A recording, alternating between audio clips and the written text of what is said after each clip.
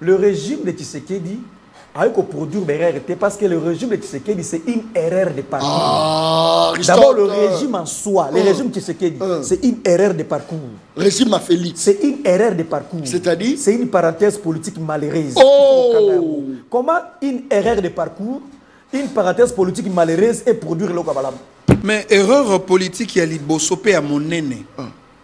Oezali Nangambo, il y a bateau bako considérer le régime Tshisekedi comme erreur de parcours. Et ça, le fait qu'il y a un couloir vide de diriger un pays, Bango Lelo va reprocher. Toi, il y a un contexte démocratique. Il faut que l'Ongola ba velléité expansionniste, topé ba velléité liée par exemple à un esprit de la rébellion. Lelo, toi, un contexte démocratique. Pose au Bokondi, il faut les par le filtrage du peuple autobenga maponami. Ndeko nanga ngari malobi que eza erreur à parcours mais liboso il fallait le banini to sengi ba congolais bolimbis. Bolimbis c'est pour la ligne. Mais ceux qui te comme une erreur à parcours on a to comme on peut battre. Il y a des responsables dans erreur à parcours. C'est-à-dire que Kabila iba qui victoire ya peuple après ça on de Félix Tshisekedi. Oh non. Mais bata tout autant responsable. Kabila, c'est ça la vie. Kabila c'est un homme de paix. To comme en 2018. Oyo Kabila alataki pour un médecin, on a le régime, il y a IDPS et il y a une césarienne politique. Il y a eu une césarienne politique en 2018 pour que bimisa régime ou instabilité de l'institution.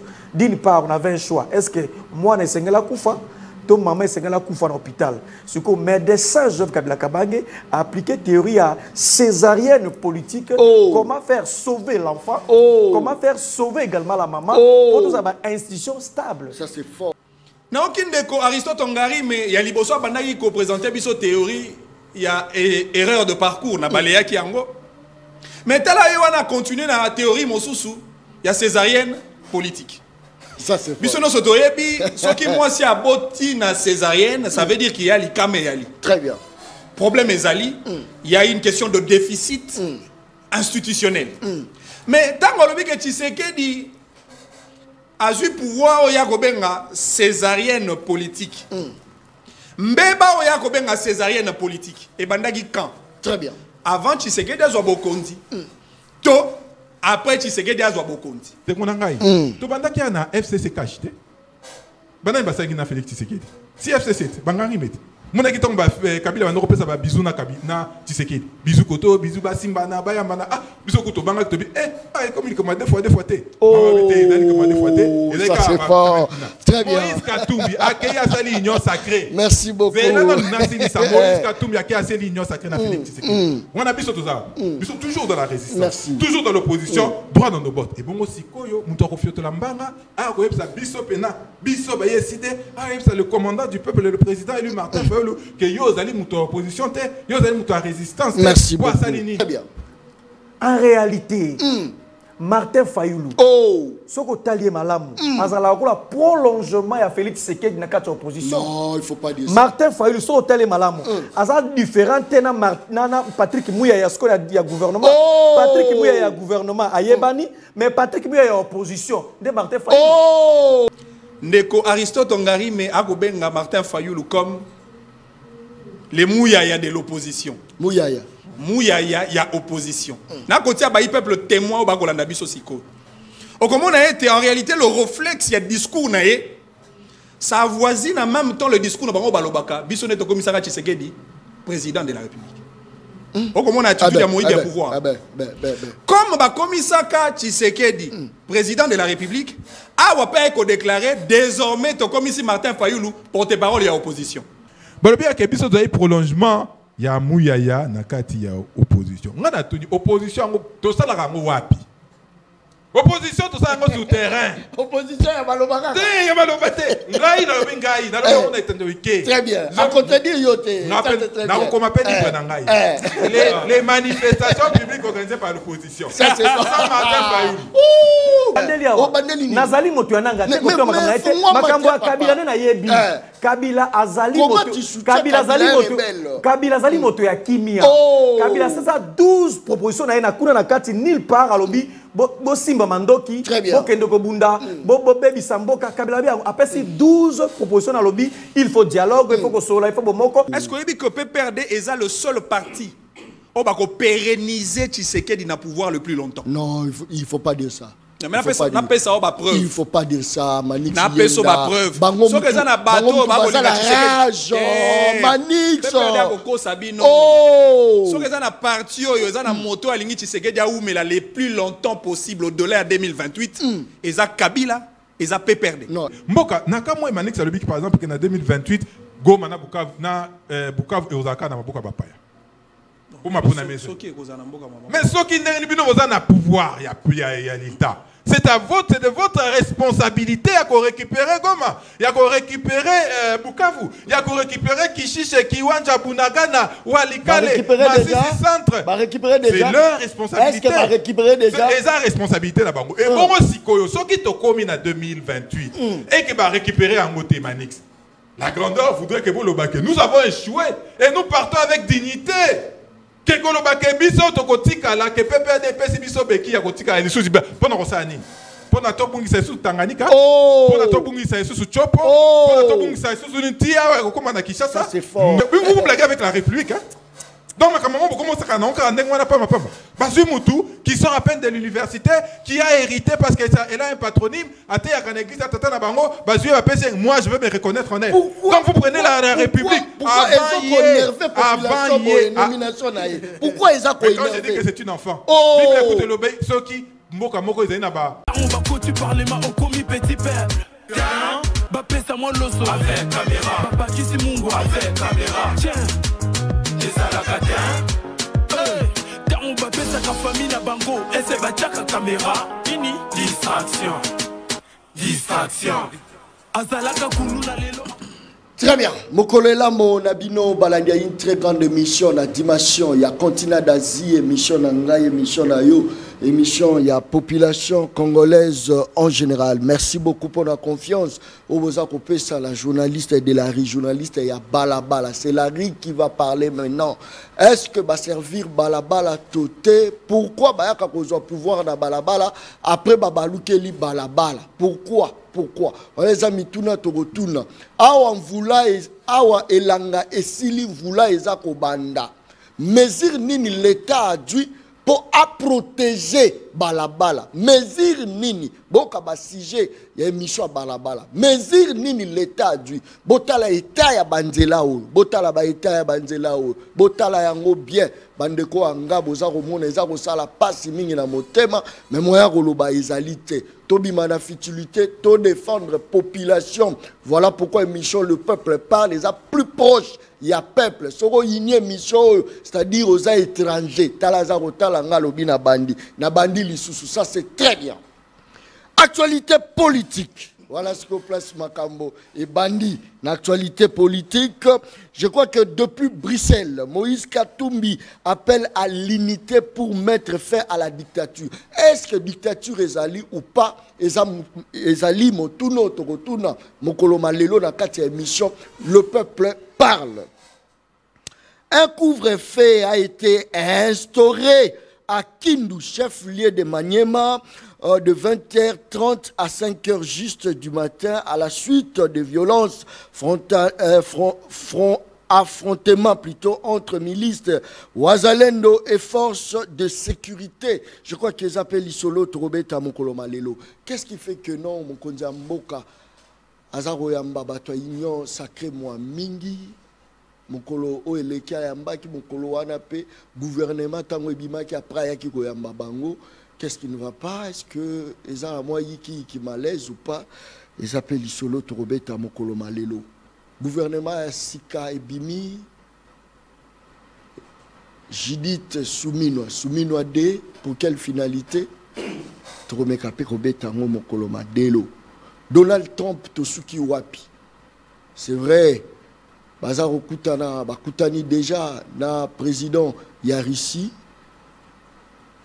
Finalité penango, finalité pour la biso, les amis Balabala. Très bien. 3 personnes na kati ya plateau ya émission le peuple parle.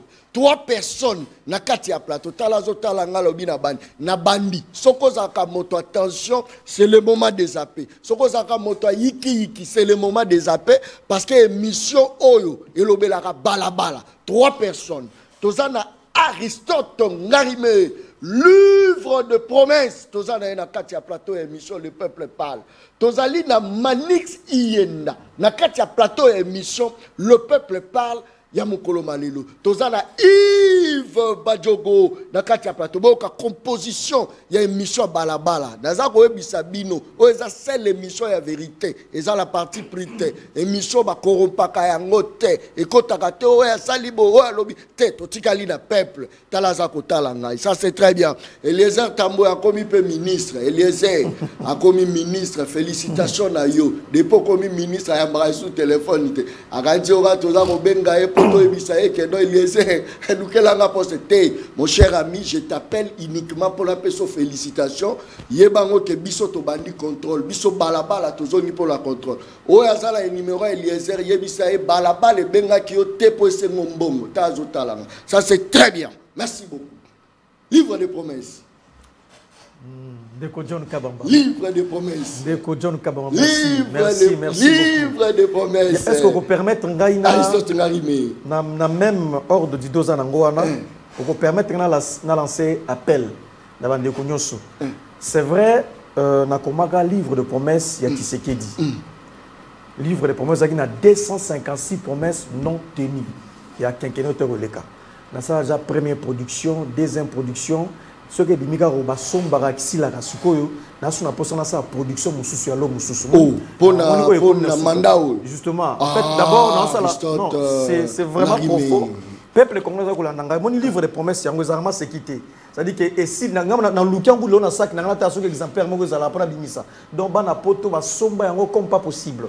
Dans le livre de promesses de Tshisekedi 256 promesses non tenues avec date. Na ba précision jusqu'à ça qui yango. Et si là et on a la production mususu bandeko baza animé na esprit ya kotanga baza animé na esprit ya koyeba est-ce que c'est vrai ou c'est faux ba baki ba yo ko approcher biso na comment est-ce que tu multiplier les sous ba livre les livres de promesses souci na ngezaki chaque congolais a un exemplaire on a un livre de promesses aiba nini Tshisekedi da prometa qui et ça alobaki na contexte ni c'est ça yango ou non une étude comparative na linga que salima. Donc livre de promesses zango yo ya Tshisekedi 256 promesses non tenues aux ali premier tome na ça ce deuxième tome yango na za ko entamer ozo s'enrichir na berere à Félix. Non eza yo la ozo luka na kolingande otia ala kabatu na kolingande otia mo yo luka mbongo na kolinga otia mo Aristote Ngarime pour éveiller peuple congolais. Éveiller na lingine ko éveiller peuple ko ba qui est en face de nous. Mais aux autres non, en fait, en réalité, le quoi dans l'université, on peut s'offrir. Très bien. Il y a des étudiants, tu as l'université, tu as livre, les livres de promesses de Tshisekedi, il y a des IPN, il y a Nikin, il y a livre, il y a offert. Mais alors, qui va erreur à passer aux autres la sous-souté, à Aristote Ngarime. Alors, erreur il y a passé. Le très important, il y a Moutuya, Mboula. Ezo beta kala mingi te tokota na saison ya mbula banzela na biso état de lié ya banzela biso zali ndenge nini. Voilà, c'est une question importante pour ngele ki ba question belé parce que eza ko lié directement ba congolais ba kinois oka ndako zindi ba to akufi. C'est une question très capitale yango na zonga na livre de promesses awa d'abord. OK. Tala ndeko Tshisekedi na espace Grand Kasai na province Oyaye ndeko Tshisekedi a prometaka batu alobaka boye balabala kananga Mbujimai a refaire à asphaltage à la hauteur à 180 km na benga na tuna tilo zele salemate kananga Chikapa 250 km abaki ko sala asphaltage nango et oh Ngarime je vous dis ça c'est fort. Est-ce que mission na nango na Kasai ça c'est fort so mission na nango na Kasai baza ko landa ngai Nzela Mbujimai lupata pata kaba yaka mwanga baki 52 km au sala asphaltage et loko lelote Mbujimai Kabinda 138 km de kotiseke de paina ya baki au sala asphaltage et loko morote Mbujimai Mwede Ditu 135 km pour le baki au sala asphaltage et loko te Benedi Bele Lodja Lusambo 330 km en promettant qu'il y a asphalté en haut, les lots et l'autre côté. Chikapa, Kamonia, Kamako, 85 km, ndeko Tshisekedi a promettant qu'il va avoir asphaltage et l'autre côté. Au total, pour un espace Grand Kassai, Albadia Rotonga 1370 km carré à Banzela pour ça l'asphaltage. Mboule Zakoya Yango Zoya. Est-ce qu'il y a ça Yango et l'autre côté? N'a pas besoin de Équateur, on a habité dans ex-Grand Équateur. Aux US Balabala, Bumba, Lissala, 154 km qui a ça asphaltage. Bande Équateur, so bakola nangai, boye bisangai. Na sali ba recherche et l'autre côté. RN6, Lissala Akula. 190 km de côté qui a aussi l'asphaltage dans le côté. RN8, Boende Ingende, 330 km à le côté. Gemena, Karawa, Mombasa, Mombanza, 144 km à un espace équateur et le côté. Au total, quand on a un espace grand équateur, il fallait ça là 818 km carrés. Il faut ça là asphaltage. Et c'est là non. Biloko komaraiza aux populations so senga sala to o yemoko et puis matindi été. Yemoko livre des promesses. Quand je vous dis que c'est un livre riche. Quand je vous dis que c'est le livre des promesses à Tshisekedi la prometa bateau. 256 promesses non tenues. On a zuka des provinces qui tient na grande orientale, Iana, na grande orientale qui sangani banal ya Buta, 324 km va dire quoi asphalter et côté. Donc, Moula et Bandi Kobeta. Ce qu'on a vu à Kinshasa, parce que Kinshasa a acquis une opération qui Bopeto, qui a lancé depuis 2019, et a qui opération zéro trou.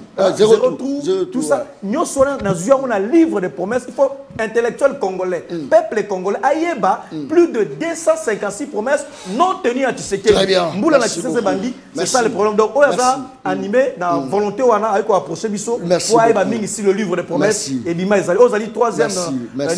Au Monique, ils ont reproduire en haut parce que le président Obama a passé aux Zongaté. Est-ce que dans le mandat Oya Bandi, il y a trois promesses à réaliser? Et là, il faut corriger tout de suite. Le régime de Tshisekedi a eu qu'au produire parce que le régime de Tshisekedi, c'est une erreur de parcours. D'abord, le régime en soi, le régime de Tshisekedi, c'est une erreur de parcours. Régime à Félix. C'est une erreur de parcours. C'est-à-dire? C'est une parenthèse politique malheureuse. Comment une erreur de parcours, une parenthèse politique malheureuse est produire le Kabalam? Donc, on ne peut pas que non, c'est une erreur de parcours. Mais le régime en place. Attention. Donc, premier élément. Il faut les ça. Mais elle a dit parcours. Elle a dit l'erreur de parcours. Mais alors, c'est la vérité. Moi, il me semble que c'est le contraire. Est-ce que le peuple congolais attendait vraiment ce régime? Il ne fallait pas. La théorie, il ne fallait pas. Mais ce qu'il faut retenir, qu'on produit erreur pour l'Aden, parce que le régime, il y a une erreur de parcours. Merci. Donc, la promesse à Salibiso, très bien. Il y a six objectifs. Rapidement. De côté Tshisekedi, alobaki na mandat na akosala 6 objectifs où ils ont fondé l'existence taillée politique. Programme na ya liboso alobaki création d'emplois. Maman Soumine alobaki boye dans une année, avant de créer 1 500 000 emplois par année. Maman Soumine n'ayez pas continué à biloko ngo mais a promettra qui biso lobby par année a recréer 1 500 000 emplois. Vous laissez s'il y a secteur emploi à la service kitoko likambo zate tozali na mwana Congo Manix Iyenda député de la rue motena mbote ndeko John Kabamba mbote pe na bandeko toko partager na bango masolo mboka lelo mbote na bayi peuple congolais.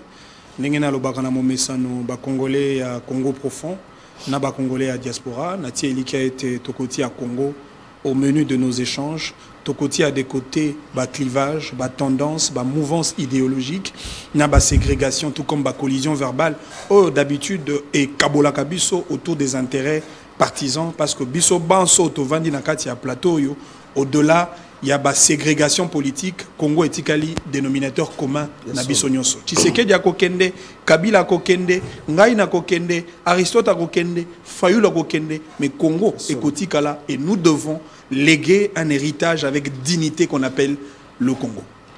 Tu crois que naba leader oyo trotike la naba génération na biso héritage ya malonga naba génération oyo ya ba leader oyo tozala. Tu crois que génération à venir, barozala fière, il y a un héritage au Rotika. Non, ndeko John oyebi tant otondima ko ça la politique. Politique ezali responsabilité sacrée. Ezali apostolat, ezali sacerdoce pour na biso yo tondima kozwa risque ya kobunda pour na ba intérêt général ya peuple. Et donc c'est une question de responsabilité personnelle mais aussi individuelle. Et sengeli na chaque acteur na lolenge na ya ko ça la politique atia ba valeur mais aussi à considérer d'abord et avant tout l'intérêt du peuple. Yango moninga na lobaka la patrie avant les partis. Biso toko bunda effectivement toko bunda pour que to léguer na génération future. Tomi benga ka génération sacrifiée.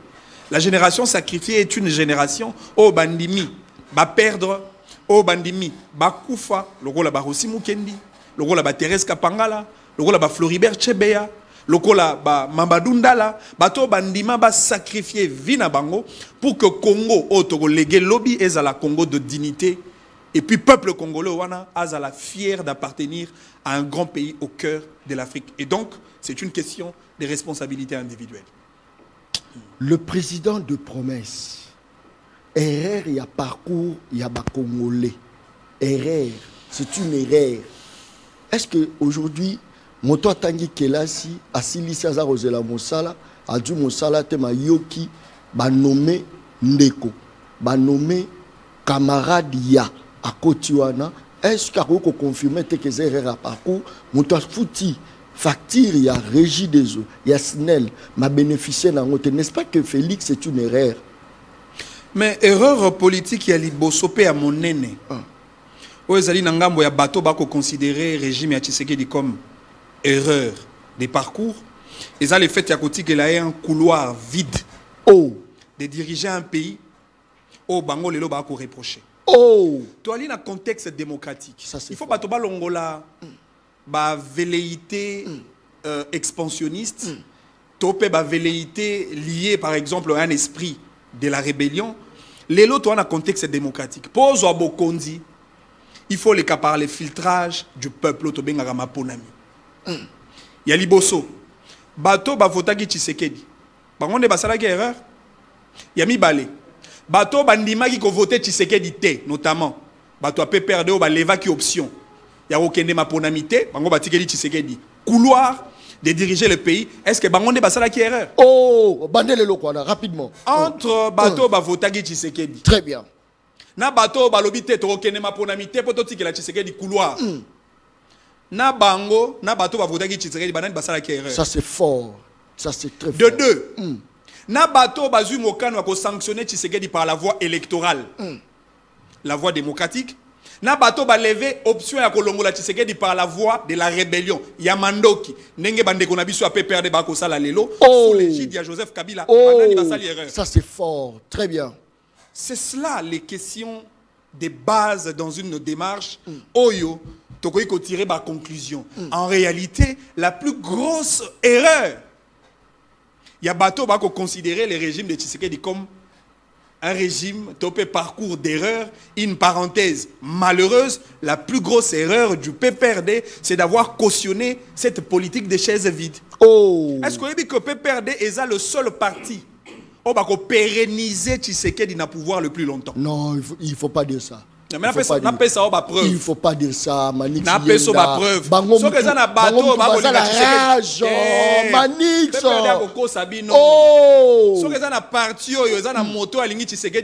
Les plus longtemps possible au-delà de 2028. Et ça Kabila, et ça PPRD. Non, est-ce que vous démontrez? Attention. A démontré. Tu as démontré. Rapidement. Non, dans un contexte électoral, la sanction politique d'un peuple, c'est la sanction électorale. Or, le mandat de Tshisekedi va s'achever et Kosuka en 2028. C'est-à-dire, le peuple a causé la 2028 pour sanctionner non seulement Tshisekedi, mais à sanctionner le régime de Tshisekedi Mobimba. Ce qui voudrait dire Motoakoya ko remplacer Tshisekedi d'après le vœu du peuple et c'est là où tu as un bord politique Moussus. Il y a une sanction électorale. Mais pour que sanction électorale, il y a peuple à la possible, il faut condition sine qua non tout ça la maponami.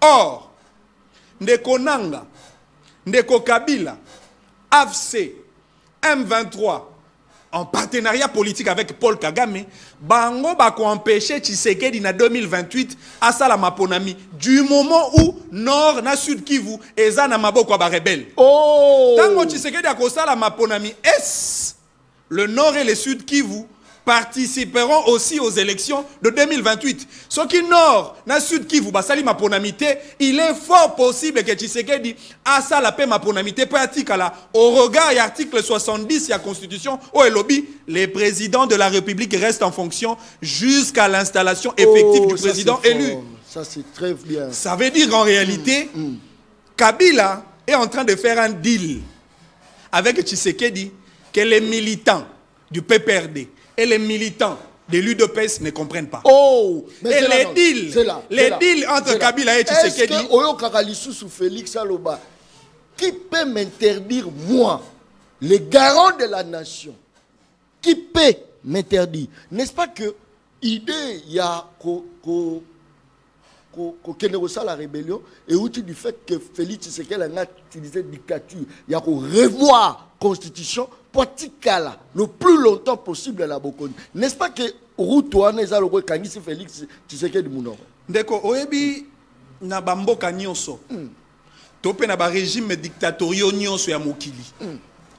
La seule armée qui peut repousser stratégie à ba dictateur ezalaka à peuple. Peuple. Ezalaka à peuple. Peuple Abisso. Donc peuple ka o Abisso abenganaki Kabila sous régime ya dictature. Peuple Abisso o yazalaki passerelle pour na permettre na Mosée Laurent Désiré Kabila tolongo la dictature ya Mobutu. C'est le peuple qui a résisté. Mais tu confirmes que peuple Mtabengala Kabila? Le peuple Mtabengala Kabila. Pour Kabila Salaka Yenini. To yebisanga siko en raison de quelle loi te nabe. Zala direct. Naza direct. Oh balabala papa. Aïe aïe. Peuple Abengala qui Kabila pour Kabila Salaki peuple Nini. Mais na yebisio awa ezana période moko noire topé sombre, il y a histoire na biso to connaître na Congo. Sur les 18 ans de gestion Joseph Kabila. Il y a Kabila. Non mais, bah indicateur réalité papa. Kabila qui a tiki combien de ports? Oh! Où est ton ami? Oh! Olingi bisope tozonga, tozwa biki, tosala mokolo to comme un livre ya ba réalisation. Il y a Joseph Kabila. Kabila tiki combien d'universités? Oh! Ndeko na ngai Aristote Ngarime. Oazali moko abilenge ya PPRD na pesaka limemia mingi. En réalité, Aristote Ngarime Azali rescapé politique sous régime, il y a Joseph Kabila. Non. Parce qu'en réalité, non, malheureusement, il y a des évidences. Oh! Comme il là, déchet au Kabila se servir alors que lobby Kabila négligé. Non. Kabila a accédé au pouvoir à l'âge à 29 ans, Elengue. Mais 29 ans, Kabila n'a jamais composé avec des jeunes comme Aristote Ngarime, Nabachibin, Nabajimi Kitengi. Kabila a composé avec les vieux moboutistes. A composé avec les vieux kabilistes. Non, ça c'est fort. Ça veut dire que Kabila, déjà au départ, ne faisait pas confiance à la jeunesse qui l'entourait. Aujourd'hui, Kabila a perdu le pouvoir. Kabila s'appuie sur les énergies des jeunes. Oh. En réalité, Aristote Ngarime ne pouvait pas faire confiance à Kabila parce que Kabila n'est pas crédible en termes de confiance. Encore que s'il y a eu des promesses qui ont été faites à l'égard de la jeunesse du PPRD de l'époque, Kabila vous a promis quoi? Natunara toujours montré. Est-ce qu'Alina Bilengue a mis ça? Merci. Oh, à PPRD, merci. Kabila a commis ça, ministre, et Tikala Kozalate. Donc en réalité, Moto a balisé chemin. Pour pérenniser le pouvoir, il y a des Tshisekedi, comme on a Kabila, comme on a Bango PPRD. Est-ce que on a été négato Kendela, négato Jessus Kendela? Est-ce qu'on a été Félix par au quoi il sous la même embuscade où on a peuple à chasser? Parce que est-ce que tu vois Félix Antoine Tshisekedi la volonté, parce qu'on ne parle plus de la volonté, mais on parle plus, il y a fait mon palpable. Est-ce que tu sens vraiment que Félix a la volonté coûteuse? Est-ce que tu sens que Félix a salé la population? Non mais mon tour na yo ezali penza na importance mingi parce qu'en réalité c'est un devoir de rappel. Et c'est ngeli to rappeler na tata Mokonzi Mboka responsabilité na ya ko servir peuple. En réalité Tshisekedi fallait zala encre correcteur. Il y a bambeba nyonso Kabila salaki. Et bien effectivement soka ebité peuple va finir par sanctionner. Et c'est comme ça que l'alternative politique est possible. C'est comme ça que certaines personnes, en réalité, peuvent proposer une autre offre de politique et pas à peuple, pour que le peuple a sanctionné positivement. En réalité, c'est ce qui va aider Tata Mokonzi Mboka pour que a matérialiser la vision et à garder ne serait-ce qu'une réputation positive après 2028. Le pouvoir, il y a union sacrée à le pouvoir bato bana cancer. Oui, pas Monganga. Monganga ebisio a cancer, mais beaucoup dans 2 mois. Mansoba kosala lelo balinga balingate 2028, il serait obligé de même partir. Même Yomo de Jobaye Félix, hein? Na ko utiliser. Non, je comprends, mais sur le plan scientifique, mais Yomo quoi soit vous êtes déçu. Na lobaga moni s'il te otuninga motuna tika pe na répondre papa. Zala mo direct balabala. Direct des alliés vous en êtes solo. Merci. Là où les gens ne me comprennent pas, c'est à ce niveau. Ngana moko abilenge on a gardaka toujours indépendance na au Italie, ma manière de réfléchir. Lorsque je trouve que les choses ne marchent pas, na lo barayango. Tant au régime o ngai na ko défendre lelo bazwa ki likanisi ko changer constitution, ngana telemela ba. Avec toutes les conséquences possibles. Ça veut dire que tant autonomie ko ça la politique na lo ba que ça sacerdoce, et ça responsabilité sacrée. Okoyi ko ça la politique, okoyi ko za na kati ya PPRD, soki Kabila sali mbeba telemena pe Kabila. C'est ça l'indépendance. Non, ça c'est fort. Très bien. Ko za na kati ya PPRD Kabila a koti rébellion, bima na PPRD. C'est ça aussi l'indépendance. Très bien. Likamozalité. Tozala Yves Badego. Nazako ebisabino émission mokolo malelo ko zapete. Soki kurezate. Yakambangu na chaîne YouTube Le Peuple Parle TV officiel, s'abonner l'année émission Le Peuple Parle. Ça c'est très bien. Yves Badiogo. Mbote, merci pour l'invitation. Mbote na bako débatteur, na pesi mbote na bateko nangai ya Kiwanja, ya Kishishe, ya Rumangabo, ya Walikale, ya Masisi, ya Goma, ya Bukavu, ya Kwamut na plateau de Bateke, na bosanité bandeko nangai ya Ituri, sans oublier bandeko ya la République de Gombe et Sikawa Pipe Mobulo Komoko Takuna, où ils sont abandonnés par l'État. Asibiso Baye, si Debiso Baye la Muka, Tobosani Bangote, Mikolonios Tozo Bunda, pour recouvrir vos sommiers et Singeli Nabango. Au Kondi, hein? Nazali. Et le côté Nazali. Bovan Naïten, c'est bon, Bokacha le roi Fayoula Rosala, Premier ministre, Bouele Lagi, na téléphone, famille Bagi déjà routine, déjà ma demande d'emploi, de Botalagabo, Souminoade. Bon. Est-ce que quand vous bandeko, il y a opposition, Babanda coupé sa mine au conseil, Bokene Nanzela Wanate, to yebi bien, à respecter à Kate. Pourquoi Martin Fayoulou a santé taki, lelo siko boza wapi. Côté opposition, peut bamon na bino bochama kolote. Félix peut côté pimel bino nomination. Finalement, vous êtes où? Malobonga muna. Merci mingi ndeko nangai. Na kolobango liboso angari mais azamu tapé perdre. Atuna secrétaire permanent na ye. Secrétaire permanent na ye. Na époque à rassemblement. Tant que biso te décider que ton premier ministre Kozala Félix Tshisekedi, secrétaire permanent na ye a côté la Martin Fayoulou. Apesaye et Sikawana. Il y a Premier ministre. Secrétaire général. Secrétaire permanent, il y a PPRD. Emmanuel Ramazan Chada. Il y a qui a appelé Martin Fayoulou poste à Premier ministre. Martin Fayoulou habité, Tokani Boyete, et là il y a des côtés Sekedi. Biso to bunda rapona poste. Mikolonios to sana bino. Bozo comprendre biso kakate. Nous nous battons pour la République, pas pour des positionnements et des postes individuels. Bandakala, Mikolonios dans les Kakana plateau, na yebisa kayo. Qu'est-ce que tu as dit Félix Tshisekedi? Et ça qui peut pas poster. Osa komipe sa consolation tes animes. Mais nazo ebisa yote. OK. Bible ko nyos balobaka na TVT. Mais nazo ebisa que notre objectif ce ne sont pas les postes. Yo kanisi penaso qui Martin fait le bilan et que Félix Tshisekedi a nommé. Attaque gouvernement au Tchobima il y a une semaine. On va changer gouvernement. On va renommer Martin Fayoulou. Donc la question ne se pose pas là. Na landi non bandeko nangai na moni ke bazana postulat mabe. Ndeko nangai yenda lobi que tous la démocratie. Ah. La démocratie, ni une élection, ça les 7 jours alors que la loi prévoit une journée. Oh! Oh, wapi. Ça c'est fort. Sur Ayebi, Ayebi Sangaï. La démocratie, ni quel pouvoir, et dans le gouvernement, na kati nango opposant bazali. Oh. Ndeko Konsa Mutamba Ndolo Baki Yazali nani les leaders de l'opposition républicaine Azaki Nakati Kuna. Oyo mususu oyo tuko bima mususu pas na kati. Mais ça c'est quelle démocratie forme nini? Peut-être que biso to yebité. Ndeko na ngai ngari malobi que eza erreur à parcours mais liboso il fallait le banini to sengi ba congolais bolimbis. Bolimbis c'est pour la nini. Mais ceux qui te comme une erreur à parcours on a to comme on peut battre. Il y a des responsables na erreur à parcours. C'est-à-dire que Kabila Iba qui victoire ya peuple après ça on de ko Félix Tshisekedi. Oh non. Mais bata tout autant responsable. Malik Salobi qui Kabila était sanctionné par la population, c'est-à-dire PPRD. Ba bengana bango, c'est-à-dire population a voté Félix Antoine Tshisekedi. A voté Ederini. Et je l'ai dit, Kabila Iba victoire à peuple, après ça on est Félix. Ils sont tout autant coupables. Bango tout baza coupable. Tout baza coupable dans la situation où nous vivons aujourd'hui.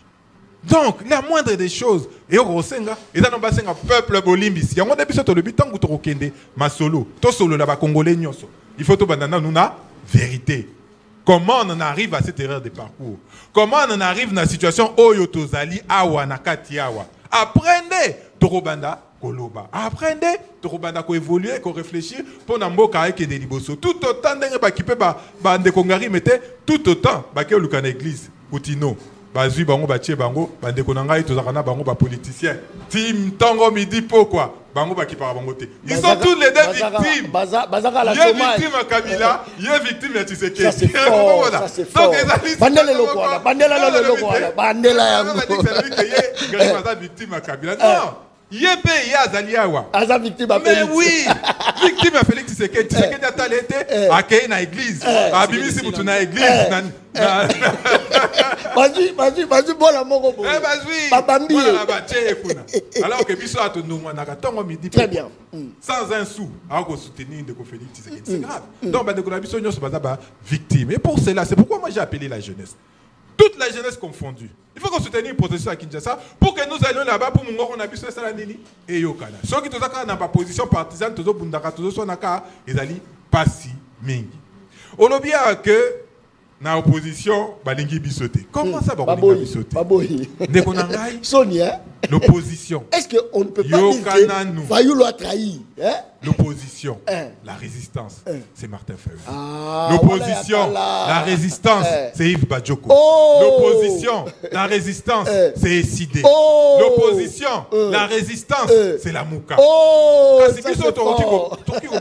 Très bien. Ce qui m'a dit c'est Lyoto. Lyoto la nenani? Ce qui m'a dit c'est Lyoto. Arolia awa ebi yemo na doko doko. Obi ton zeba mike, ton oli bioko a, so na mili yoto li a. Biso to boya ponani. To boya lo konate. Nous parlons biso to kei. To discuter avec Félix Tshisekedi. To ebi yamba basango, to sala dialogue processus à Kinshasa. Boka ki ba rumeur que de Félix Tshisekedi azaki réticent son lo pakalate. Biso to lobi. Tant qu'il n'y aura pas un dialogue inclusif. Et si quand on a différence entre Martin Fayulu et les politiciens Moussoussou. Lui c'est un homme d'État. Alors, il y a président et le commandant du peuple. Parce qu'il y a des problèmes. Parce que la République est en danger. Parce que deux provinces, Nord Kivu, Sud Kivu. Parce que Ituri est envahi par l'Ouganda. Ce que tu boye, Bananabiso, Bakoko Nabiso, Bako Beta, Bimbenabiso, Fimbo. Pour nous permettre la balkanisation à Mboka. Nous sommes descendus. Et nous disons. Malgré que Félix Tshisekedi azali bénéficiaire, il y a Mouyibi, il y a Joseph Kabila, victoire, il y a peuple. Tout le bili Kambouté. Bateau, il faut baser la wana. Ndeko Félix Tshisekedi, Martin Fayulu, le président et le commandant du peuple, Ndeko Moïse Katumbi, Ndeko Joseph Kabila. Nous nous battons pour que tout ce monde-là soit autour d'une table. Comment on peut comprendre? Parce que tout le monde dit, depuis tout comme premier ministre, le reste on s'en fout. D'ailleurs, quel est l'intérêt? Mais quel est l'intérêt? Il y a ma discussion, Kabila il faut ça. Mais bino yozolo balangage mususu bata pouvoir pe balo balangage mususu bata pouvoir balo bino bokena ko senga mais le chef a regardé il a dit ah bino bobundisa kaye moyen pesa bino ezati mais langage zo tout à l'heure Kolo mususu pe na roloba oh ah na lobby ya ngarime très bien yo ya secrétaire permanent na azali awa na lobby makamude ngizali mukolo mususu pe na roloba ka mususu quand le temps viendra. Nous n'avons rien demandé. La seule chose tozo senga que il faut que les Congolais mboka nakamwe manix lobby par exemple que na 2028 Goma na Bukavu na Bukavu et Osaka na maboka bapaya.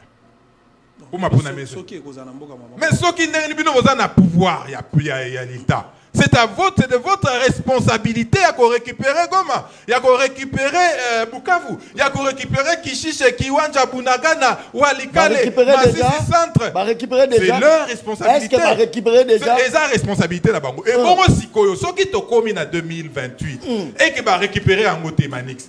La grandeur voudrait que vous le baquez. Nous avons échoué et nous partons avec dignité.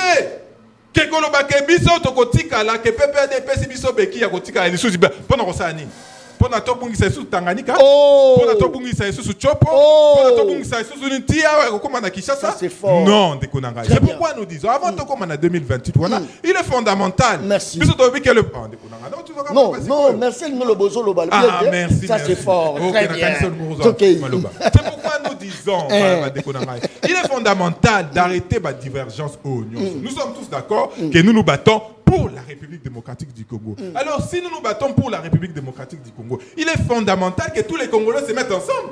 Et Sengelité biso opposition, majorité alors que l'heure est grave, Tobana Kokabwana. Et Sengelité Moutou Moussou soya Robima Sous dans quatre opposition pour l'Obake, y a Azali opposant. Non, soyons sérieux. Parce que ceux qui continuent à débattre, on retourne à PPRD, Ngaï secrétaire national, simplement secrétaire national en charge de la jeunesse, il a décidé, dans la manifestation publique, le PPRD, n'a pas tenu ce qui n'est pas.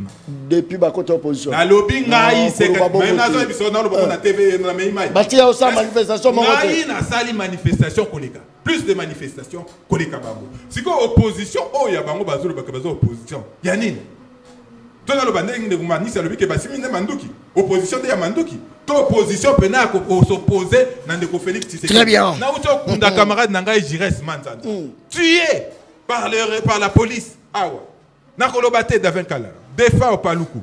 Nakolobate ba camarade nanga Guillaume Tamfum. Nakolobate ba camarade nanga Cédric Mangou. Oyo ba kolebuka na ti lelo zo koka kokangamate. Merci beaucoup. Nous très bien. Bisonde to soki ndeko nanga to bandaki na FCC kashite. Bana basangi na Félix Tshisekedi. Si FCC bangari meti. Mona ki tomba Kabila bando kopesa ba bizu na Kabila Tshisekedi. Bizu koto, bizu basimba na bayamba na bizu koto banga to bi comme il commande deux fois té. Ça c'est fort. Très bien. Moïse Katumbi akaya sali union sacrée. Merci beaucoup. Moïse Katumbi akaya sali union sacrée na Félix Tshisekedi. On a biso tout ça. Biso toujours dans la résistance. Toujours dans l'opposition, droit dans nos bottes. Et bon aussi koyo muto ko fioto lambanga a ko yebsa biso pena biso ba yeside a yebsa le commandant du peuple le président élu Martin Fayulu que yo zali muto opposition té yo zali muto résistance. Merci beaucoup. Parce qu'il veut sauver la République du danger. Très bien. Parce qu'il se comporte en homme d'État. Merci. Tosigna qui déclaration na Bangarina. Tombasani accord ya Washington. Merci beaucoup. Tosigna qui na Kabila déclaration. Merci beaucoup. Parce que très la bien. République bradage ya ba minéré na biso comment au sale matobi non. Merci. Il faut que toute personne ait pris des paix de justice d'amour. Aya pour faire quoi? Pour sauver. Yango de continuer na kosala le temps de la patrie. Très bien. Le temps de la patrie et c'est quoi? Moutounio au pied de l'article 63 qui veut se battre pour sauvegarder l'intégrité territoriale, le vivre ensemble, le bien-être du Congo et des Congolais et Sengili à côté. Merci beaucoup. Très bien. Merci beaucoup. Ba politicien ba limbisa na bango na bango. Oyo Martin Fayulu do na limbisi Kabila. Na limbisi Félix Tshisekedi. Bango ba limbisa la. Biso to limbisa. Elika mbozate. Parce que biso va partir sur base des valeurs chrétiennes, deux valeurs à Makasi, Bolingo, na Bolimbisi. Pour l'intérêt de la République démocratique du Congo. Merci beaucoup Likambozate. Robeta tozo beta. Mutasali rébellion abomi batu Fayulu aller na limbisi. Batu ba gérer, batu ba kufi na nzala Fayulu aller à limbisi. C'est ça Fayulu. Fayulu, c'est ça Fayulu. Tala bazo tala ngai. Nazala ba image ya Makasi. Nazala kolaka la kochakango. Ya batu ya Delvo. So komiga na Delvo wana, na Lalu. Tracasserie ba roulage ba créa wana. Kokanga bana ba moto. Tracasserie. Nazala ba nazo mettre bino en garde.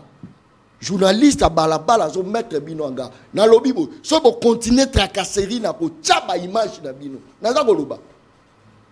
motema mabe lati ba congolais motema mabe tata oyo zo kangala moto wana oyo senge na permis de conduire muto a moto zo senge permis osengi bo alakisio mikanda bo alakisio osengi bo toko mina permis ozo senge lakisa permis tracasserie na delvo na lalu wana na lalu tracasserie comme pas possible nazana ba image par respect nazo osenga la bino botika tracasserie sinon te to bandi kombanga la bino to tala nani akoyisa ba misusu oh balabala on ne blague pas avec la rue hein ozo mona le roi Maseki muto tiki veste tiki nyonso ndimo la ta drapeau bozo mona obaje Narime Mona Congo Kabila géré pendant 18 ans. Merci aux opés à la population. Et ça, ok, ça la rébellion. Il y a qu'au bon ma population. Donc, à bon ma batunanzala, Kabila soit y a aux amis nous qui pas bon ma soit congolais normal bo. Papa ba koufi le roi likamosus. Est-ce que le loto goloba que Joseph Kabila Kabangi ne mérite pas le respect de la population? Joseph Kabila Kabangi a mérité prison. Azamutumo d'ailleurs prison. Il faut pas prendre en public. Comment République et Pession au Sengaki 18 ans, n'a pas glissement au baxi likolo. Ba Pession na mongo na bomengo. Mais Joseph Kabila a cité pas comme rebelle. Est-ce que le lo Ngari Maroko yana TV professeur, futur professeur, mazo le la TV pour défendre rebelle Joseph Kabila Kabangi malobonga muna. Mona Congo merci na dango pesinga su maloba na saluer ba exposer ba ndeko. Et là komoko esengeli na lobango et je le dis avec le sérieux humain le plus poussé. Et si arrivangai na soranda de Kabila. Et si arrivangai na participer à la réunion. Très bien. On dit de la image. Et si arriva après ça biso travail moto sala na cadre parti, il est déjà arrivé na soranda de Kabila. Na koki komiko saté na signola mozolo oyo. Joseph Kabila Kabange au plus profond de lui a animé na proximité ya kimia la paix. Nani? Kabila Joseph Kabila Kabange la paix. Naza ko démontrer. Naza ko yo kana expliquer Joseph Kabila Kabange ancien président de la République a guidé souvent par la démarche de la paix. Tala tango Zubokozi. Yetango Zubokozi tango Laurent Désiré Kabila Akoufi processus ya kimia ya pour parler ezaki soute accord à Lusaka batiaka ngo pembeni Kabila Zubokozi na 2001 par une démarche majeure au amené ezaki ko relancer pour parler dialogue et même sur la dialogue intercongolais. Premier acte majeur ya Kabila ezalaki dialogue intercongolais. C'est-à-dire que c'est un homme de paix, c'est un homme qui aime échanger, c'est un homme qui aime la tranquillité et la cohésion nationale. Andimi ko partager 1+4 pouvoir naïe. Ça on peut l'aimer, on ne peut pas l'aimer, ça c'est Kabila. Tolongi wana sous régime ya Kabila. Tala à chaque fois que Mboka a un problème, difficulté, soit entre les opposants, entre les congolais, Kabila n'hésitait pas de convoquer soit une rencontre entre le peuple congolais ou soit un dialogue parce que Kabila, c'est ça la vie. Kabila c'est un homme de paix. Tokomi en 2018. Oyo Kabila a l'attaqué pour un médecin. On a le régime, il y a IDPS et il y a une césarienne politique. Il y a eu une césarienne politique en 2018 pour tout bimisa régime ou instabilité de l'institution. D'une part, on avait un choix. Est-ce que moi, je suis la Koufa, ton maman est la Koufa dans l'hôpital? Ce que le médecin Joseph Kabila Kabange a appliqué théorie à césarienne politique. Comment faire sauver l'enfant? Comment faire sauver également la maman? Pour nous avoir une institution stable. Ça c'est fort. Donc Kabila, césarienne politique au Salaki. Oh le loyo. Nazo kande konanga za koloba. Nazara tant lo bagalo kwana, nazara posa au contredire oté. Je n'engage pas la personne pour avancer monter. Non, il y a Ebelo Kalobaki et Ebelo va répondre. Donc, en réalité, Kabila, c'est un homme de paix, la tranquillité, la cohésion nationale, l'intérêt supérieur, c'est la paix. Donc, Lelo Kabila n'est pas un rebelle. Non, attention, la démarche de Kabila. Narime, balabala, bakima balabala été. Yves Badioko lobby, Kizo Tozanango, et ça parce que Joseph Kabila soit qui pouvoir ya Martin Fayoulou. Après si on pas Félix Antoine Tshisekedi Tshilombo. Yo lobby olinga ko contredire yete. Apoyo Golobake, Kabila Zali, l'homme de la paix, non? Alors, de la paix. C'est là, s'il vous plaît. Est-ce que tant aux yeux pouvoir à mon ningo pesina Oza Motakimia? Non, ok. Tete, Tokota. Nam na permettre. Kota. Joseph Kabila Kabange azalaki face à destin. Seigneur a organisé l'élection. Coup constitutionnel a proclamé. Continue à revenir sur ce qui a été passé. Ils ont utilité mon côté. Car si nous avons toujours une théorie au nom de la paix, au nom de la stabilité de l'institution, Kabila, comme un médecin, la césarienne politique, au qui efficacement en 2018 et Mabisolo na ba stabilité de l'institution, tout ça qui est élection ou constitutionnel a proclamé et Mboka Ekenda Liboso. C'est le plus important et on a le wana. Mais ce qu'on me manga peut-être n'a que la considération sous ce après comme misamo na césarienne. Est-ce que mon a kola ki malam? Est-ce que mon a tambola ki malam? Est-ce que mon a kende ki classe? Yango ta on a fan d'arabo Natali na ki na zongi après rekil Natala ka Natali Bokolo Natali na se Natali Pembe Nabi président Kabila il ne fallait pas. Il fallait pas. Président Kabila, il ne fallait pas. Il ne fallait pas. Il ne fallait pas Nini. Est-ce que il ne fallait pas Nini. Est-ce que s'il vous plaît. Est-ce que Kabila Azala qui bloqué Azala n'a choisi peuple abandonné au lingaïté. Manix non. S'il vous plaît, Manix Mutabi ngaïté. Peuple a chassé Kabila. Chadari n'avait pas un mot à dire. D'où Ri Azala qui télémi. Bisso balabala to télémagi. N'est-ce pas que Kabila Mouna qui a son abina salaire imposé Chadari et aux ala liwa pour Nangaï. Voilà pourquoi Bokenda qui n'a procédé il fallait pas. C'est ça. Nangaï n'a répondre à Moukousse n'a besoin la césarienne politique. Soit que maman Wabotaka, baebi soit baebi soit peut-être moina abima ya mobimba to maman akufa. Donc si le plan à médecine bah appliquer makambo belé et on a vu la césarienne politique de 2018 bah Thomas va développer la césarienne politique de 2018 et permettre aux alala institution stabilité en beaucoup de kimia tout ça mais la grande question est est-ce que moi na imagine césarienne politique est-ce que moi na tambola ki malamu est-ce que moi na koma ki mkola kene kelas est-ce que moi na serva ki société c'est ça le grand débat donc bah Thomas va se la césarienne politique. Il n'y a pas de débat. Il y a un débat dans le côté. Je prends acte. Et ma propos, je prends acte. Je ne dis absolument rien. Tu prends acte. Je prends acte. C'est-à-dire,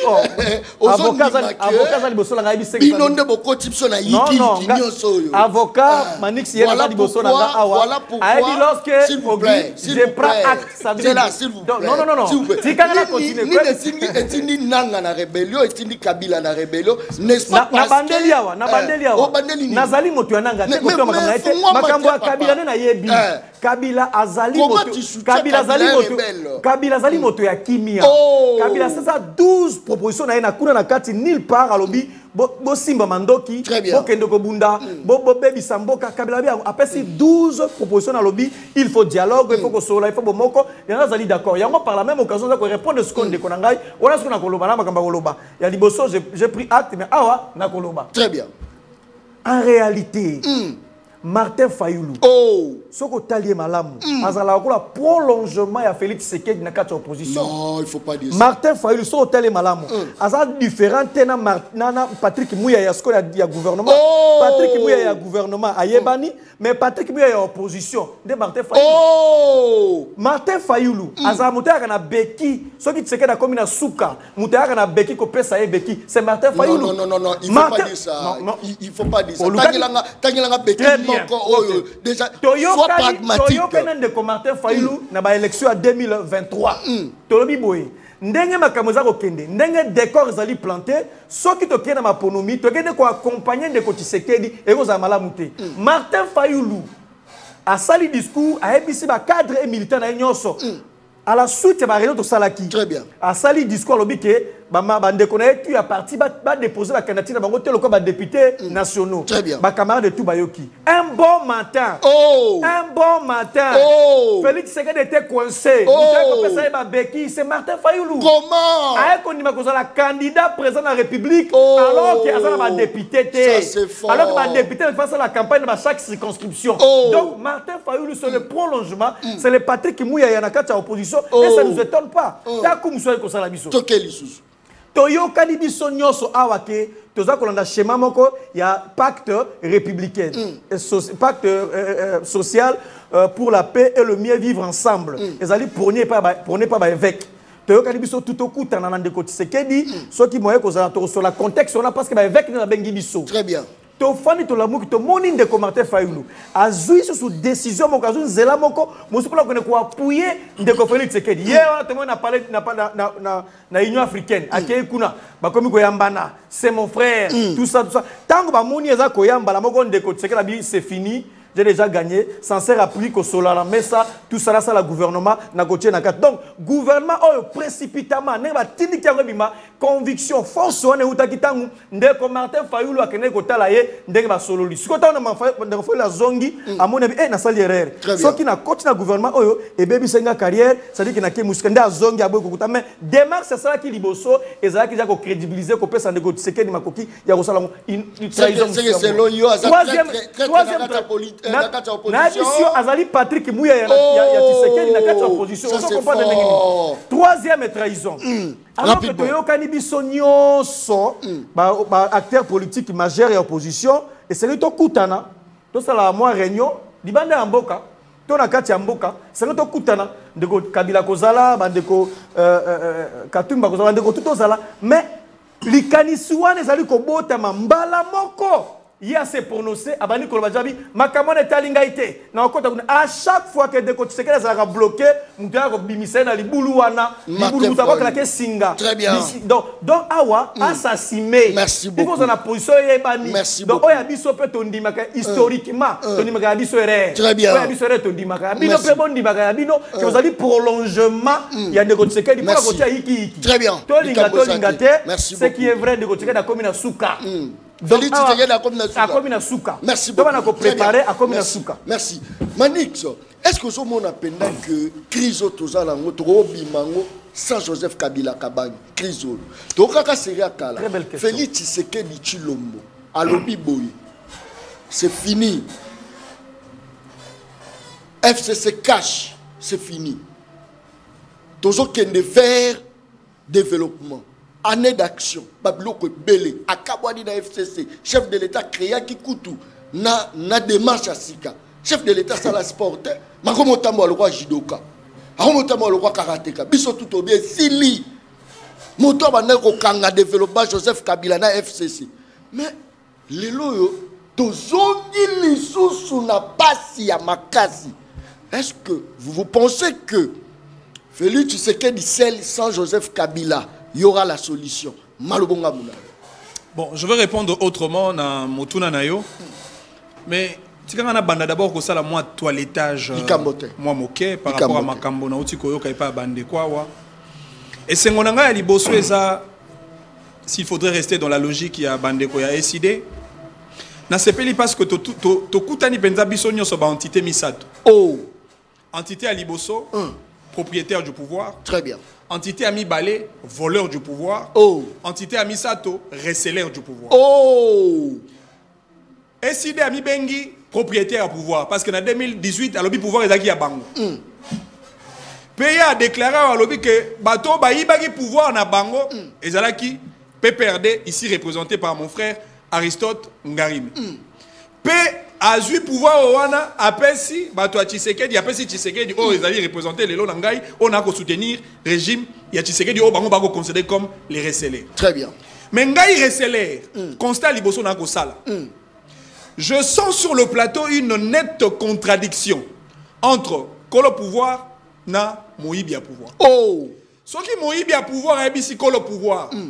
Pouvoir au Tshisekedi azana yango et ça pouvoir et outage pas na yote. Ça veut dire en réalité les receleurs détiennent un pouvoir qui ne vient ni de Martin Fayulu ni de Joseph Kabila, et donc c'est un pouvoir du peuple. Oh, c'est une question de logique. Ça c'est fort. C'est une question de logique. Très bien. Toali awa, na propriétaire à pouvoir, Moïbi à pouvoir, et puis na receleur à pouvoir. Très bien. Mais receleur à pouvoir a constaté que Moïbi à pouvoir a contredire Mokolo pouvoir. Mokolo pouvoir a contredire Moïbi à pouvoir. Conséquence logique, Moto a détenir pouvoir, en réalité, a eu pouvoir. Ni est pas à Moïbi, ni est pas Moto a se prétendre Kolo pouvoir. Pour pouvoir, on a eu pas, il y a peuple. Très bien. Première contradiction. Yami Balé. Na aucune déco Aristote Ngari, mais il y a Liboso Bandagi qui présentait biso théorie, il y a erreur de parcours, na Baléa qui ango. Mais tel a a continué dans la théorie Mosusu, il y a césarienne politique. Ça c'est biso no sotoyebi, ce qui moi si aboti na césarienne, ça veut dire qu'il y a l'ikame et ali. Très bien. Problème ezali, il y a une question de déficit institutionnel. Mais tant que le Tshisekedi a eu pouvoir oya kobenga césarienne politique. Mbeba oya kobenga césarienne politique. Et bandagi quand? Très bien. Avant Tshisekedi azwa bokondi. To après Tshisekedi azwa bokondi. Ce qui césarienne et bandagi oya likama. Avant que Tshisekedi azwa bokondi parce que koyi ko na césarienne te sans que obota na césarienne. Ça veut dire que encore reconnaître que déficit institutionnel, problème il y a instabilité institutionnelle et bandaki bien avant Moto aliga abota na césarienne, abota na césarienne. Ça veut dire en réalité, à témoigner, Liboso Abayi peuple, que Joseph Kabila est la source du problème de l'instabilité institutionnelle. Source il y a problème, il y a instabilité institutionnelle. Est-ce que Coco démontre un mot? Mais il y a mon lobby à césarienne politique. Tu sais qu'elle dit, a eu pouvoir na césarienne politique. Or, moi, si sur aboti na césarienne, c'est-à-dire moi, l'ikame ezalaki. Très bien. Or, l'ikame angolo les banda qui est pas Joseph Kabila. Oh, il y a un médecin, homme épris de paix. Ça veut dire en réalité, Neko Aristote Ngari, mais a témoigné que Joseph Kabila est le géniteur de l'instabilité institutionnelle. Yami Balé. Nazongi, Yami Sato, Nazongi pas Ndeko. Ndeko Nabiso ya eside na lingara mingi. Ezo tout abatutu na moya. Oh liki na moyibi na kolo pouvoir. Très bien. Merci beaucoup. OK. C'est comme là jusqu'à la zanani. Oh, ça c'est fort. OK, très bien. Voilà. Et là comme suna ngina bakisa. Ndeko oti koloba likambo ya jeunesse na corriger moi moké. Ndeko Badjogo. Lorsque j'étais en train de présenter cette réalité à la jeunesse, Nakota Landekonangai Aristote Ngari on a considéré comme victime, effectivement, Azali victime parce que la philosophie des recrutements, il y a un animateur, il y a une institution de la République sous Joseph Kabila, Kabila n'a pas tenu compte. Nabilenge. Ici, je parle de Aristote Ngari, mais parce qu'il y a un Azali co-débatteur en Angaï. En réalité, la réflexion, elle est généralisée. La philosophie en termes de recrutement, il y a Bilenge. Mais sous Félix Tshisekedi, il y a un Bilenge dans le régime Tshisekedi qui représentait. Et ça la Konde Komanix a eu nos postes. Ici, c'est une question d'une catégorie de la population qu'on appelle la jeunesse congolaise.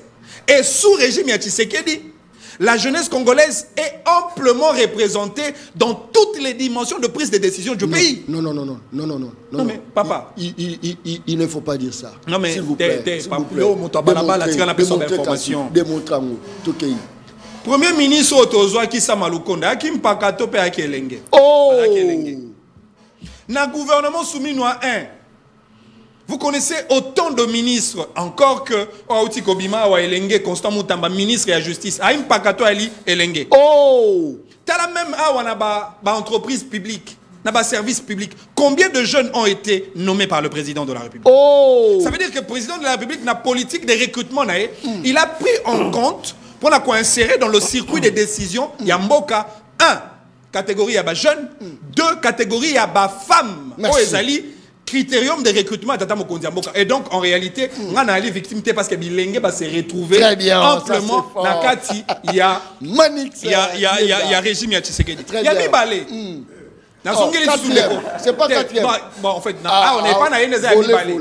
Ah, il pas dans les qui a. Rapidement. Rapidement. Rapidement.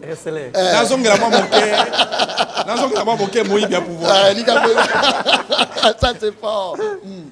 Naoti Kolandawa, et je comprends l'attitude avec laquelle Ndeko Aristote Ongari mais Agobenga Martin Fayoulou comme les mouyaya de l'opposition. Mouyaya. Mouyaya, il y a opposition. Na kotia ba peuple témoin au Bagolanda biso siko. Au comment on a été en réalité le réflexe, il y a discours naé. Ça avoisine en même temps le discours de Bango Balobaka, biso neto commissaire Tshisekedi, président de la République. Au comment on a attitude à Moïse à pouvoir. Comme ba commissaire Tshisekedi, président de la République, a wapé ko déclaré désormais ton commissaire Martin Fayoulou porte-parole et opposition. Porte-parole. Ça c'est fort. A aussi confirmé que désormais, les porte-parole de l'opposition politique s'appellent Martin Fayoulou. Il lance le débat. Parce qu'en réalité, jusque-là, la question du porte-parole de l'opposition n'a jamais été résolue. Mais voilà que le PPRD qui débarque dans un débat démocratique comme celui-ci, il déclare haut et fort Martin Fayoulou, les porte-parole de l'opposition politique. Merci beaucoup. Il y a c'est important. Ça dit que c'est l'homme de confiance de 30 secondes, Nasukisa. Neko Badjoka tuna yinga motuna lobby. Démocratie nino yon de komanik soko lobela sou Tshisekedi. À ma grande surprise, opposant au gouvernement. Yé, quand le pouvoir, Atali Moïbi, il y a pouvoir na bango, pas ébicier. Ngai Yves Badjogo, en tant que secrétaire national, il y a jeunesse, il y a SID. J'ai fait plus d'activités politiques que vous. Oh! C'est-à-dire, ceux qui ont reconnaître qu'il y a plus de manifestations politiques, et ça parce qu'on dit que la démocratie est allée. Dans un régime dictatorial, il y a une manifestation politique. Encore une fois, Moïse n'a pas le pouvoir. Merci beaucoup, ça c'est fort. Banix, je crois que DB Zamaka, un message, continue 278 messages. Dans un Bino. Émission balabala ya balabala moto aza ko kambiste na pesi yo mbote ba négliger yo melikambo zate lobby okoma moto aza ko teka la balabala ba négliger yo lobby policier yondo kengela ka sentinelle bato ya ba gardinage ba négliger bino mais lobby bino nde bokoza na valeur po ba kolongola même ba sapatu na bango po ba ya koluka bino likambo zalite Manix. Papa, pourquoi tu soutiens Félix? 30 secondes, on répond à nous. Pour Félix Abongisi, Upeno et Bebaka sous Joseph Kabila. Aristote à l'ICT, professeur Kuna na Ipen. Pour Tshisekedi Abongisi, Université de Kinshasa, Obiso to Salaka Zongo, na Balabala, na Brousse. Pour Tshisekedi a réhabilité hôpital à Mama et Motoyebi, et Bimisaka Bampou kwa Minene. Pour Tshisekedi a matisi budget na 16 milliards au Kabila Tikaki na 5 milliards. Pour Tshisekedi a pesi ba na biso possibilité à accéder à un circuit de scolarité primaire autobengi gratuité et enseignement de base. Pour Tshisekedi a pesi ete ba mama o ba koyeko kufota musu na césarienne nengo Aristote alobi bazwa gratuité na etali maternité. Pour Tshisekedi ako silisa likambo ya etumba atelemeli Kagame o Kabila tikala ata mokete kotia mosapi na Kagame. Merci ba réseau ezali ebele. Non, ezebele. Ba réseau ezali ebele. Merci beaucoup. Donc on m'appelle livre, il y a ba réalisation à Tshisekedi. Bientôt. Est-ce que l'équipe à Kabila? Mais tu as livre et la réalisation à Tshisekedi pour comprendre que Nini Tshisekedi a sali, Nini pe Kabila a salaka. Yves Badiogo. Nassir, Batouaza, on l'a dépelé. La moni, voilà, Martin Fayoulou Zobenga. C'est que ça complique déjà.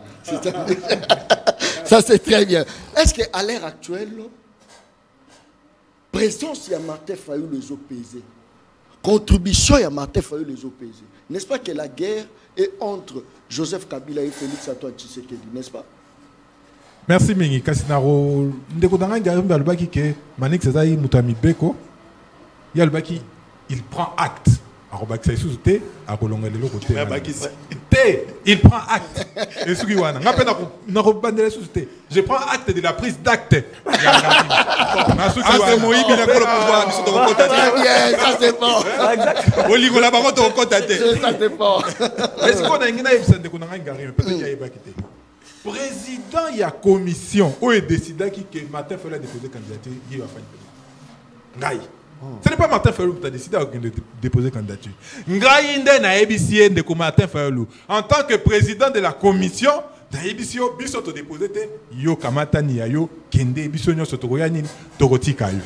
Comment expliquer ça? Mais c'est papa, la politique, et ça, tant que tu es Martin Fayulu a déposé candidature, et puis Kadima. Kadima, ngana ya wate. Mais yo kana expliquer. Donc comment Aboyi a péqué Mino, mais il y a ko pekisa ngai lo lengeni. Il y a ko pekisa ngai lo lengeni. Bo déposa ki tozaki na ndeko na biso azaki na salopette ya orange. Tant que to sololi, il y a monique li solo na CPD c'est ça nini. OK? Est-ce que Martin Fayulu ko pekisa ngai ngana za candidat? À quel moment? Jamais. Qui est pas que ça la nuit. Mais voilà, bonne question. Mais la majorité mais expliquer yo. Tant que OK pour na Martin Fayulu déposer candidature à Bimi Abisi, kadima ngai na yawa te pour na accompagner yo, mais na yawa pour na ko dévoiler yo. Si on m'a quitté, ba machine à voter, ba kabi kili. Soki Martin Fayulu ngozala candidat président de ma machine à voter ba fan chokara na seni ba bourré en kuna na kati mutalinga komona azalité ndeko Félix Tshisekedi ngoza pena na légitimité nyonso kasi lokola Martin Fayulu zalaki lokola ba sindila Martin Fayulu bazalaki bobi awa je ko zala compliqué tika to pesa nani Gentili Ngobila to pesa machine ba machine na ye to pesa Kabuya to pesa Kabuya ba machine na ye to pesa Intel ya ngonde seni ye moko a Longolaki 82 personnes. Alors que wana zaimi yibi ya maponani. Alors que bosani ke ye muto orchestra ki muyibi wana. Soki tozalaki te de makamelo ngana na sui muto elinga yeba azate. D'où la présence ya Martin Fayulu.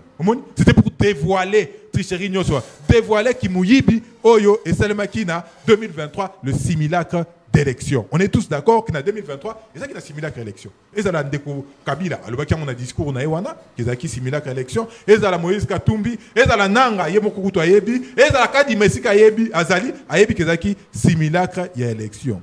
Ndeko Nanga Ying. Tout ça, 18 ans Kabila et l'équipe Sokaraboué. Tout ça, 17 ans, tu sais de l'équipe Sokaraboué. 25 ans. Tu continues à Bilengeti, Kino, Libélaté.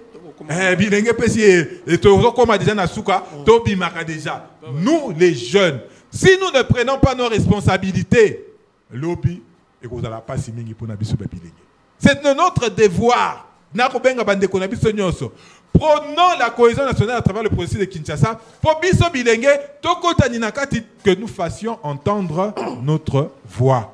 Sinon, vous avez la caraboué, vous avez la politique, de konanga manika ya wa toki, aya na ba moto ye moka lobby compliqué. Nous autres ko ningana ye mais aya ko loba, lobby bazu kutino, ba pesielo.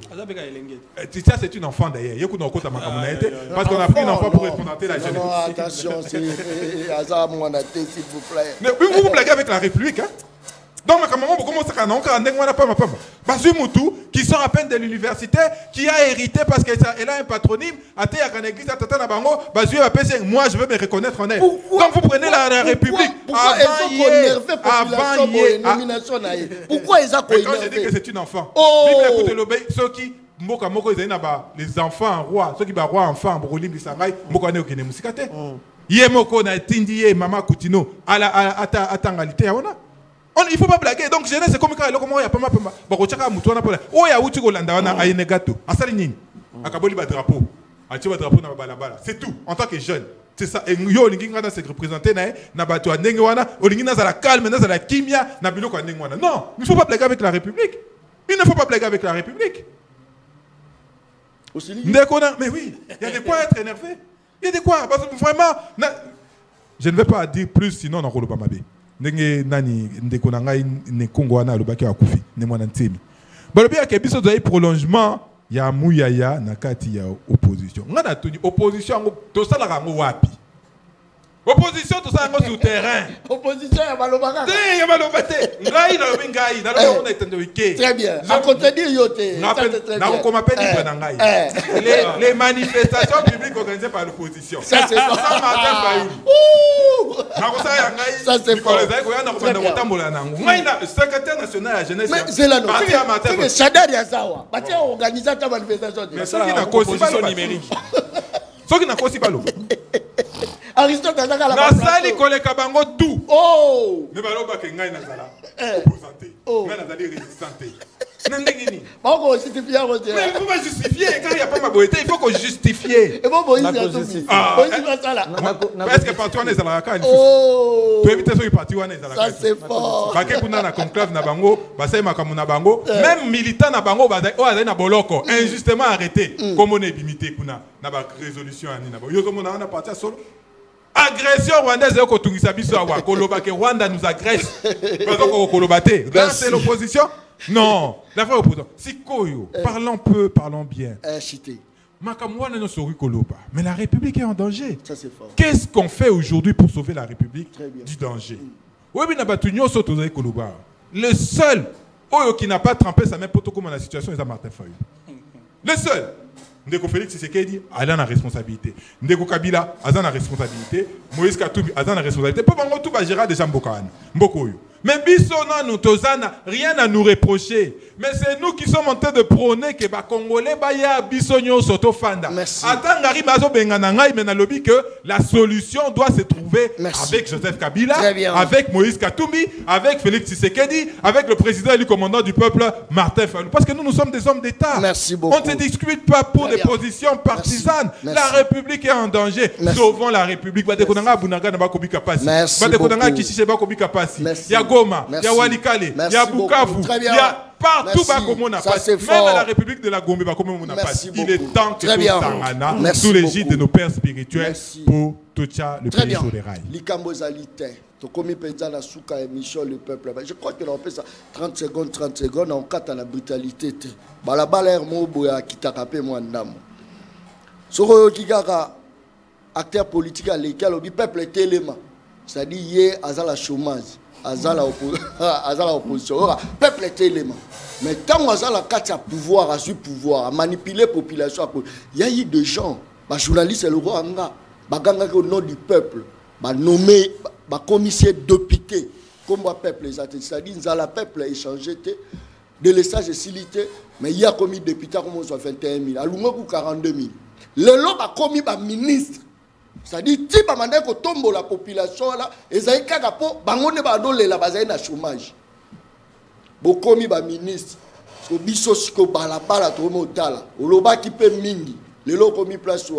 c'est le moment maintenant. On ne peut jamais manipuler la rue.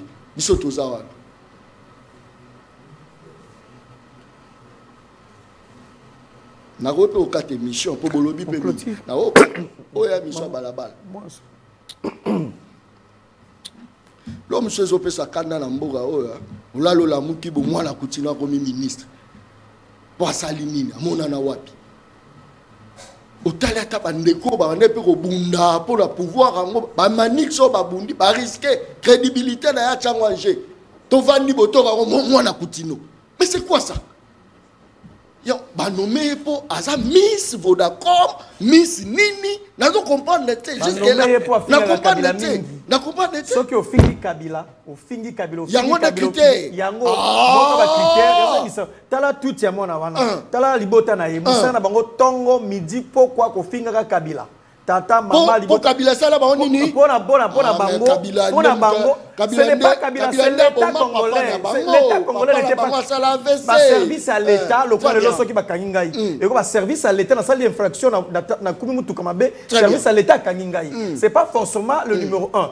Donc le coup là, Ndekoana a finga Kabila tango nyonso grâce Emi Coutinho, kozala très impoli, insolente envers Kabila, ali yango de foutre le ba kozwa. Mais est-ce que Soumino Deo apporter quand même une solution pour l'associer à la population? Il faut gouvernement Gaza qui gêne pas à Kelenge, ce qui pour la première fois Germain Kambinga jeune moins de 40 ans a comme ministre Ezaki Kabila.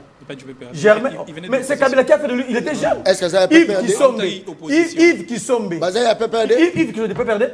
Yves Kissombe, jeune du PPRD, Yves Kissombe a Germain a MLC à l'époque. MLC débauché. Kabila a nommé Yves Kissombe du PPRD a comme vice-ministre des Affaires étrangères la liste de la quota. A comme donc ça m'a loué quand tu cites en réalité Awa, ça m'a le considéré ministre de Kabila, ça m'a jeune.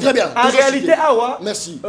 Comme il y a Martin Fayou Lobby, Yves Badjoko, Sikoyo, to senge to kuta ensemble. Parce que en réalité, le plus gros bénéficiaire. Merci beaucoup. Il y a Bokonzi, il y a Régime Otobeni Resseler, représenté ici par Manis Kienda. Il faut un certain comportement de sa part. Merci beaucoup. Il te faut un certain comportement parce que Manis césarienne. Êtes-vous fier? Il y a un nouveau gouvernement où est-ce que vous répondez à nos besoins? Il y a la population 30. Naboina répondre par prémonition ou par prophétie. Tu peux évaluer Bango, Namisala, ou Bango Bagosala. Baouti Kozwa Bokonzi.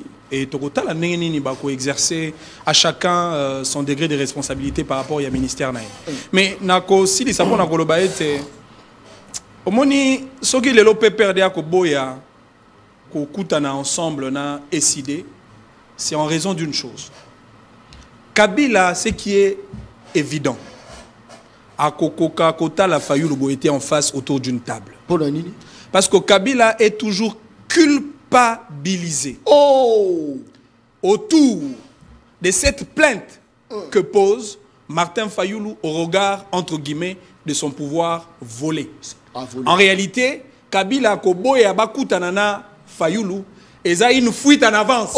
Parce que Akokokakomon a moto et Aboma qui était sur le plan politique. Merci beaucoup. Alors, et là, Aboma qui est sur le plan politique. Kasi tant qu'il y a au pouvoir présidentiel. Est-ce que Zelano, est-ce que Kabila Azali na ndingisa royiba pouvoir ya mutu apesi mutu mususu? Te kasi bango ne mutu ba kolobate.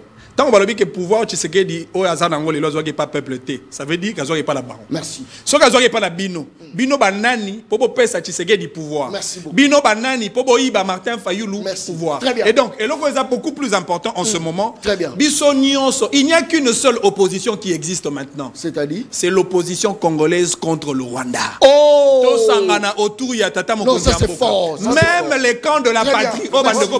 Merci beaucoup. Même dans ces camps de la patrie, Tshisekedi a Kalaka pour président de la République. Merci beaucoup. Yves Badioko. Et bon, monsieur Félix a surpris Bino à Bomisi Mboka, guerre ici, sans que Bokene n'a pas processé. Il